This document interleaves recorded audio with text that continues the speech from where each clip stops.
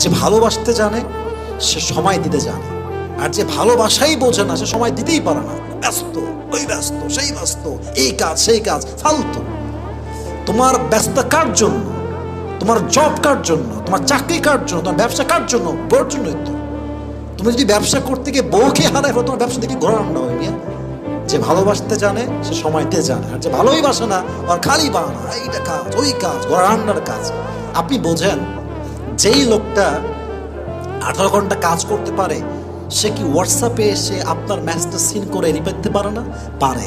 ওই ব্যক্তিত্ব নাই, ওই মনোমাইন্ড নাই, ওই ভালোবাসা নাই। আপনার কি মনে হয় যে একটা মেয়ে এত ব্যস্ত যে সে তার পুরো সময়ের ভিতরে তার স্বামীকে কল দিবে? টাইম মানে কিসের ব্যস্ত? ও কি এমন মহারানী হয়েছে?